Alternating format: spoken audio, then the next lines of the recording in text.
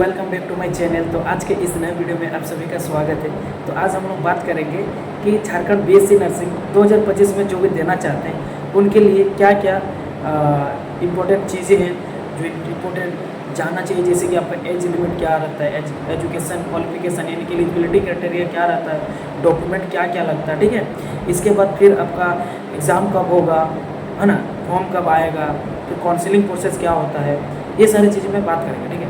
तो सबसे पहले तो भाई आप सभी को मैं रिक्वेस्ट करता हूँ कि आप लोग सबसे पहले मेरे चैनल को सब्सक्राइब कर लीजिए, ठीक है, क्योंकि आपका एक सब्सक्राइब से मेरे को सपोर्ट मिलेगा और प्यार मिलेगा, जिससे हम आप सबके लिए अच्छा अच्छा इंटरेस्टिंग वीडियो लाएंगे। जो भी आपके मन में डाउट है, सवाल आ रहा है, तो वो सब आपके सर समझ सकते हैं, फिर बड़े भाई समझ सकते हैं, आपको मैं इस चीज़ का डाउट को क्लियर करेंगे, ठीक है। या फिर आप लोग मुझे दोस्त भी मान सकते हैं, आपको जो अच्छा लगे वही मान सकते हैं, ठीक है। मैं प्रेशर नहीं कर रहा हूँ, मैं उतना मतलब अभी काबिल नहीं बनाऊँ, लेकिन कोशिश ज़रूर करना, ठीक है।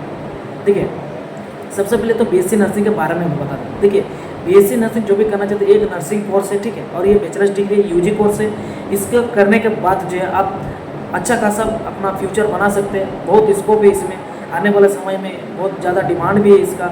नर्स का बहुत कमी है, बहुत मतलब मेडिकल फील्ड में हर एक चीज़ की कमी है। तो जैसे कि पॉपुलेशन जैसे बढ़ा हुआ है, उस अकॉर्डिंग अगर देखें तो नर्सेस बहुत कम है, तो हर हॉस्पिटल के नर्स चाहिए होता है। तो इसके लिए आप आ सकते हैं, इसके आगे काम कर सकते हैं, आप अपना फ्यूचर बना सकते हैं इस फील्ड में। इसीलिए आप लोग बीएससी नर्सिंग जो भी सोच रहे करने का, बहुत अच्छा है, सबसे बेस्ट है बीएससी नर्सिंग आप लोग कीजिए, ठीक है।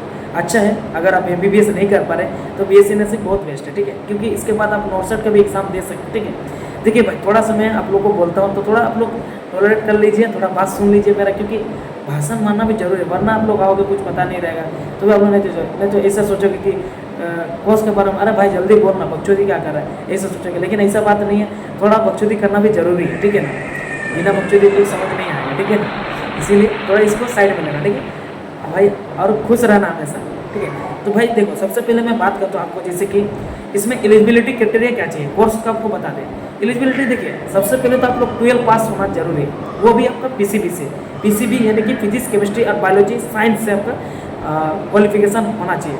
विथ हो सके तो 50% मिनिमम मांगा जाता है, लेकिन अगर कैटेगरी जनरल और ओबीसी का जो 50% और जो भी एसटी एससी कैटेगरी उनका 45% मांगा जाता है 12th में, ठीक है। और साथ ही साथ आपका 12th में तो इंग्लिश होगा ही, मुझे पता है, और इंग्लिश होना भी चाहिए, ठीक है। इसके बाद अब मैं बात करता हूँ कि एज लिमिट क्राइटेरिया क्या रहती है, ठीक है। एज लिमिट में इसमें क्या है कि भाई आपका जो है 17 साल मिनिमम होना चाहिए, यानी कि 2025 जो चल रहा है, इसके दिसंबर 31 तारीख तक जो आपका 17 साल मिनिमम होना चाहिए, ठीक है। ये रहा आपका एज लिमिट। उसके बाद अगर एज लिमिट ये आपका स्टार्टिंग के बताते हैं, मिनिमम है, ठीक है। अब मैक्सिमम क्या होता है, इसमें कोई मैक्सिमम एज लिमिट नहीं है। आप अगर 30 साल के भी हैं तो आप नर्सिंग कर सकते हैं, 4 साल का देखें तो 34 साल हो जाएगा, उसके बाद फिर आप लोग जॉब वॉब कर सकते हैं, नर्सिंग का एग्जाम दे सकते हैं, अच्छा खासा फ्यूचर बना सकते हैं फ्यूचर, ठीक है। ये हुआ, तो आप नो अपर एज लिमिट और मिनिमम जो है आपका 17 साल, ठीक है। ये आपको समझ में आ गया, बढ़िया से समझ में आ गया तो वीडियो को लाइक कर देना, ठीक है। इसके बाद अब मैं बात करता हूँ कि भाई एग्जाम पैटर्न क्या रहता है, अब सब कोई बात करेगा। अच्छा, एग्जाम पैटर्न की बात करें कि पहले आपको समझ नहीं आ रहा कि आपको फॉर्म कब आगे बताते हैं, नहीं, सबसे पहले फॉर्म बाद में बताएं, पहले एग्जाम पैटर्न क्या रहता है। देखो, ठीक है, अगर आप लोग जेसीसीबी का एंट्रेंस एग्जाम देना चाहते हैं झारखंड का बीएससी नर्सिंग का, ठीक है, तो इसमें आपका फिजिक्स केमिस्ट्री और बायोलॉजी का क्वेश्चन पूछा जाता है, तीनों का 50-50 क्वेश्चन पूछा जाता है, ठीक है। उसके बाद सभी में एक मार्क्स मिलता है, ठीक है, यानी कि एक क्वेश्चन के 1 मार्क, यानी कि टोटल कितना हुआ 150 मार्क का। और नेगेटिव मार्किंग पहले होती थी, लेकिन 2024 में जो एग्ज़ाम जब हुई तब नेगेटिव मार्किंग एकदम हटा दिया गया, ठीक है। उसके बाद इसमें बात करें कि कैसे एग्जाम कैसे होगा, ऑनलाइन होगा कि ऑफलाइन होगा। देखिए, आपका एग्जाम जो है ऑफलाइन होगा, ऑनलाइन नहीं होगा, और होगा ओएमआर बेस्ड, यानी कि जो क्यू रहता है ना ओएमआर, अब सभी दिए होंगे ओएमआर सीट में एग्जाम, तो इसी प्रकार से होता है। एक क्वेश्चन सीट मिलेगा, 150 क्वेश्चन रहेगा, और एक ओएमआर सीट रहेगा, उसमें जाकर आपको गोल घेराव करना है और भरना है। इस टाइप से आपका एग्जाम होता है, ठीक है। एग्जाम के बाद भी आपको समझ में आ गया। अब भाई इसमें टाइम कितना रहता है, ठीक है। टाइम देखिए, आपका आई थिंक 3 घंटा टाइम रहता है, ठीक है, लेकिन 3 घंटा होता था, लेकिन अभी जो है कम कर दिया, अभी जैसे 2 घंटा कर दिया, ठीक है, 2 घंटा टाइम। और अगर कुछ ऐसे न्यू आता कि 2.5 घंटा हो जाए, तो टाइम अभी पूरा फिक्स नहीं है, लेकिन आप लोग टाइम मान के चलिए 2 घंटा आपको मिलेगा, तो स्पीड रहना जरूरी है, ठीक है। और नेगेटिव मार्किंग इस बार क्या होता देगा नहीं देगा, ये बात अलग है। पहले समय होता था, 24 में नहीं हुआ, 25 में क्या आएगा अपडेट, उसके लेकर मैं अपडेट दूंगा। उसके लिए आप मेरे चैनल को सब्सक्राइब करके रखिए, सारा अपडेट दूंगा आपको, ठीक है, जैसे ही फॉर्म आता है। अब मैं बात करूँगा कि भाई आपका फॉर्म कब आएगा। इंपॉर्टेंट डेट्स क्या होता है, जैसे आपका फॉर्म कब निकलेगा। देखिए भाई, फर्स्ट वीक ऑफ जून के फर्स्ट वीक में आपका फॉर्म आ जाएगा, इतना समझ में आ गया। अब फॉर्म आ गया और आपको 1 महीने का टाइम दिया जाएगा भरने का, ठीक है, 1 महीने में आप भर सकते। उसके बाद जुलाई में आपका जुलाई लास्ट वीक तक आपका एग्ज़ाम हो जाएगा, इतना समझ में आ गया। एग्ज़ाम खत्म होने के बाद 10-15 दिन बाद आपका रिजल्ट आ जाता है, ठीक है। पार्ट को होता है, यानी कि फर्स्ट काउंसलिंग, सेकंड काउंसलिंग और थर्ड काउंसलिंग, 3 पार्ट को होता है, ठीक है। फर्स्ट काउंसलिंग में क्या होता है, और जिसका सिलेक्शन हो जाता, नहीं होता फिर सेकंड में जाता, फिर थर्ड में जाता, फिर बाद में और भी अगर आगे होना रहता तो हो जाता, अगर सीट खाली रहता है तो, वरना फिर नहीं भी होता, ठीक है। उसके बाद काउंसलिंग का बहुत बड़ा रोल रहता है इसमें सिलेक्शन का, यानी कि गवर्नमेंट को कॉलेज चाहिए आपको, चाहे प्राइवेट कॉलेज चाहिए, ठीक है, लेकिन काउंसलिंग का बहुत बड़ा रोल रहता है। इसीलिए मैं आप सबको सजेस्ट करूँगा कि बीएससी नर्सिंग में आप लोग काउंसलिंग, मेरे से काउंसलिंग करवाइएगा जब काउंसलिंग हो, ठीक है। ये तो हो गया काउंसलिंग के बाद, उसके बाद आपका एडमिशन वगैरह जो है वो हो जाएगा, ठीक है। अब मैं बात करता हूँ कुछ, मैं अब तक को बातें बताना चाहता हूँ जो आपका लास्ट ये मेरा बात है, ठीक है, आप लोग ध्यान से सुनिए।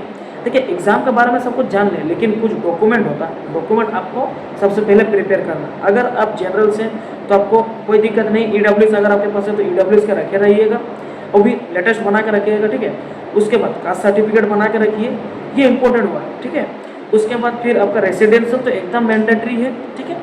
उसके बाद सॉरी, इनकम भी आप लोग बना सकते हैं, ठीक है, इनकम भी जरूरी है, ये सब बना के रखिए ताकि आपको आगे कोई दिक्कत ना हो। सबसे पहले तो आप लोग अभी कुछ नहीं, पढ़ाई कीजिए और साथ साथ डॉक्यूमेंट तैयार कीजिए। उसके बाद एग्जाम से लेकर के कैसे क्वेश्चन पूछेगा, क्या रहेगा, कौन कौन सा क्वेश्चन इंपॉर्टेंट रहेगा, इसके लिए आप लोग कुछ नहीं, सिर्फ मेरा चैनल को सब्सक्राइब करके रखें और मेरा हर वीडियो को देखिए। इससे ज़्यादा आपका मन में अगर कुछ भी सवाल आ रहा है तो भाई हम हैं तो आप लोग सीधा जा करके यहाँ पे थोड़ा मोड़ा अगर पूछे तो आप लोग कमेंट में पूछ सकते हैं, और अगर ज़्यादा क्वेश्चन करना है तो आप लोग इंस्टाग्राम में आ सकते हो, मुकुल सर करके आप इंस्टा में सर्च कीजिए, आपको देखने के लिए मिल जाएगा। वहाँ पर आकर लोग काफ़ी बातें कर सकते हैं, पूछ सकते हैं, जो भी पूछना आपको, जो भी डाउट है, ठीक है। ऐसे तो अपन फ्री रहते नहीं है भाई, ठीक है, अभी भी ड्यूटी में आए हुए तो आप टाइम मिला तो थोड़ा सोचे आप लोग के लिए निकाल लो, ठीक है। हाँ, अच्छा लगा तो ज़रूर लाइक कीजिए, और कुछ भी डाउट है तो कमेंट तो है भाई, उसमें कमेंट कर ही सकते हो, और शेयर भी कीजिए अपने दोस्तों को जो भी एग्ज़ाम देना चाहते हैं। थैंक यू दोस्तों, आई होप कि आप लोग का एग्ज़ाम बहुत बेटर जाएगा, पढ़ाई कीजिए, all the best for your upcoming exam. Thank you.